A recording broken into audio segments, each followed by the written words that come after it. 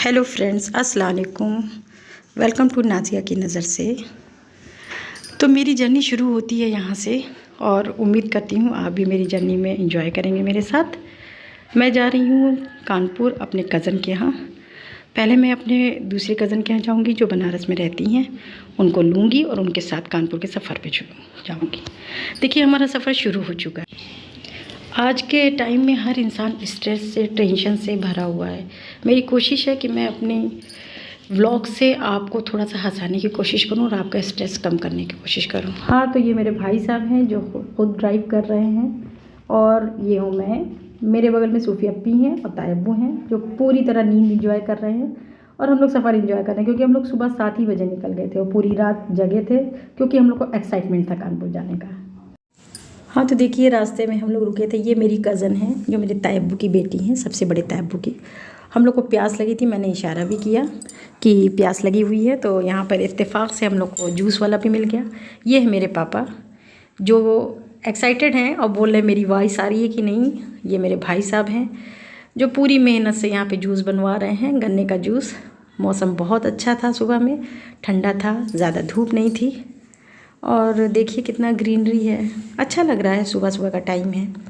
और ये देखिए, मैं फिर से फर्स्ट व्लॉग था, थोड़ा नर्वसनेस भी थी, व्लॉग शूट कर रही थी। सोचा था कि डायरेक्ट शूट करूँगी मगर वॉइस ओवर करना ज़्यादा बेहतर लगा। फर्स्ट व्लॉग है ना, इसलिए आगे मैं आपके सामने अपनी वॉइस लेके आऊँगी।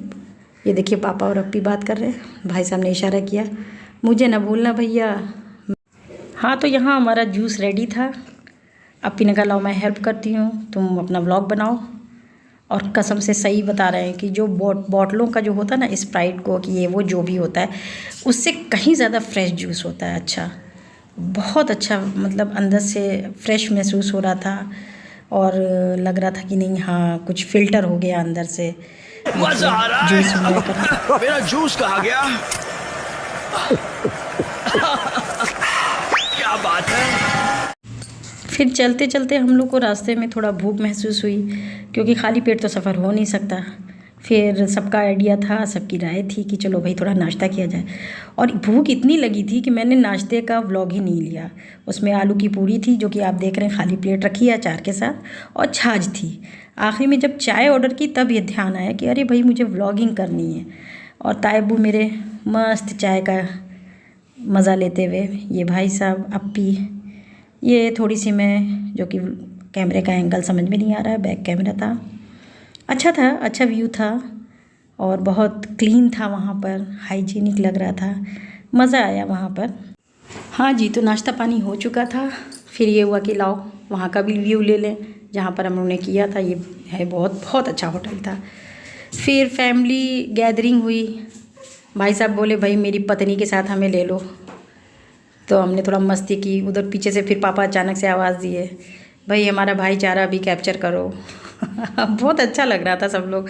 बाकी फैमिली को बहुत मिस कर रहे थे इस टाइम। ये बड़े भाई, छोटे भाई, भाई साहब ने कहा लो मैं व्लॉग शूट करता हूँ। अभी सबका फर्स्ट टाइम था, सब थोड़ा सा ओवर एक्साइटेड थे। और मुझे देखिए एकदम बहुत अच्छा लग रहा था। मैं बता नहीं सकती उस टाइम की फीलिंग बता नहीं सकती मैं कितना। फैमिली के साथ सभी को अच्छा लगता है।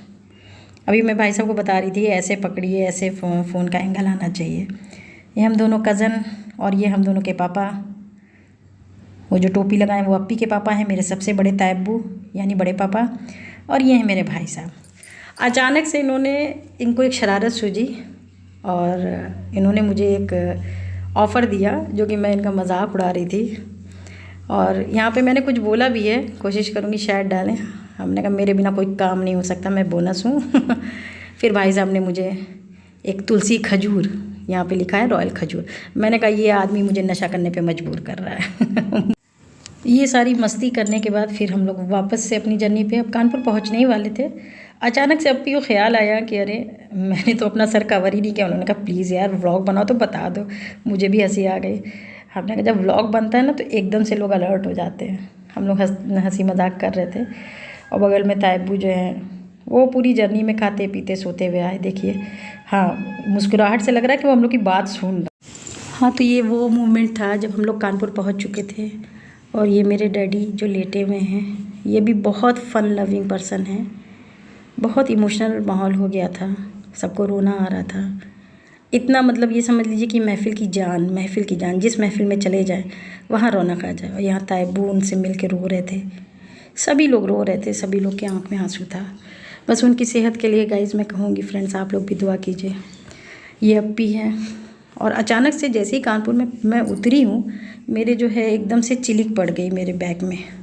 फ़ौरन लोगों ने मुझे लेटा दिया, मैंने लेटे ही लेटे व्लॉग किया। दिल नहीं कर रहा था डैडी के पास से हटने का। ये मेरे बड़े भाई आए, डैडी के सबसे बड़े लड़के और मेरे ख़ानदान के सबसे बड़े भाई। तो फाइनली हम पहुंच गए कानपुर। मैं तो थक गई भाई। स्टे करना था। ये है मेरी तायब्बू की सबसे बड़ी बेटी और ये उनके साथ सबसे छोटी बेटी। उनकी 3 बेटियां हैं। बीच वाली बेटी के साथ हम आए हैं और मैं यहाँ पे जोक मार रही हूँ कि मेरा स्वागत नहीं किया आपने। सीढ़ी चढ़ते चढ़ते हालत ख़राब थी मैं आप लोग से भी बात कर रही थी मगर मैंने वॉइस ओवर कर दिया। चलिए आगे फिर मिलते हैं। हाँ, तो क्या सब एक ही व्लॉग में देखेंगे? मिलते हैं नेक्स्ट व्लॉग में। सब्सक्राइब करना ना भूलिएगा नाज़िया की नज़र से। ओके, अल्लाह हाफिज़।